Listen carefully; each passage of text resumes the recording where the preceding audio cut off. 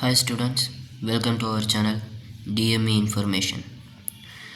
Today we have to see 11th Mathematics. 11th Mathematicsல 4th chapter பார்க்க போகிறோம். First formulas எல்லாத்தையுமே memorise பண்ணிடுவோம். ஃபார்முலாஸை go through பண்ணிவிட்டு சம்முக்குள்ளே போகலாம். ஃபஸ்ட் சம்மில் பிரின்சிபல் டொமைன், அதாவது பிரின்சிபல் வேல்யூ கண்டுபிடிக்கிறது கொஸ்டினாக இருக்கும். அப்படி பிரின்சிபல் வேல்யூ கண்டுபிடிக்கும் போது நமக்கு யூஸ் ஆகிற ஃபார்முலாஸ் இந்த லிமிட்ஸ், ரேஞ்சு, டொமைன் அண்ட் ரேஞ்சை நீங்கள் தெரிஞ்சிருக்கணும். எல்லா ஃபங்க்ஷனுக்குமே இங்கே கொடுத்துருக்காங்க. சைன், காஸ், tan, கொசிகன், சீக்கன், காட் அண்ட் அதோட இன்வர்ஸ். இது ரெண்டுத்துக்குமே புக்கில் தெளிவாக இருக்குது. இந்த பாக்ஸை படிச்சுக்கிட்டிங்கனாலே போதும். ஆல்ரெடி நம்ம 11th படிச்சிருப்போம். க்ளோஸ்டு ப்ராக்கெட் அப்படிங்கிறப்ப வேல்யூ இன்க்ளூடடாக இருக்கும். கொடுத்துருக்கிற லிமிட் மட்டும் இல்லாமல் இந்த -π/2 அண்ட் +π/2 இது ரெண்டுமே ஆன்சராக, அதாவது பிரின்சிபல் வேல்யூவாக வரலாம்.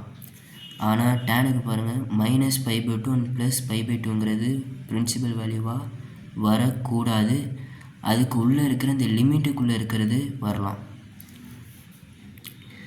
இந்த பாருக்கு என்ன மீனிங்னா எக்ஸப்ட் திஸ். இப்போ இந்த 0வை தவிர்த்து இந்த லிமிட்டுக்குள்ளே இருக்கிற மித்த எல்லாமே வரலாம். கொசிக்கனுக்கு தான் இந்த ஒரு இது.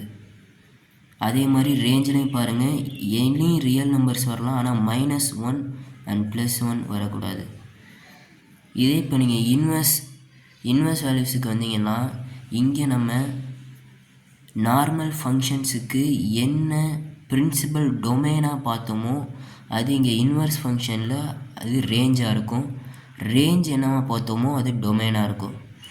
ஈஸி தான், மெமரைஸ் பண்ணிடுங்க. Next properties 5th property and 6th property தான் நமக்கு ரொம்பவுமே இம்பார்ட்டண்டானது.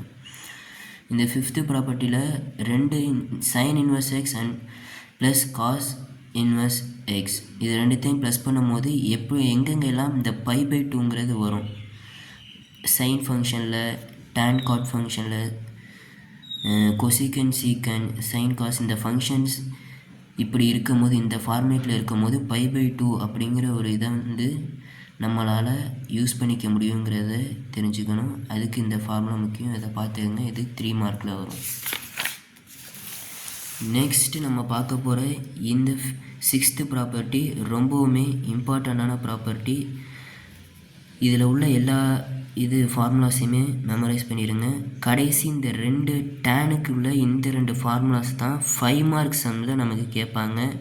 மித்த எல்லாமே 3 மார்க்லேயும் கேட்கலாம், அல்லது சம்டைம்ஸ் 5 மார்க்லேயும் வரும். ஓகே.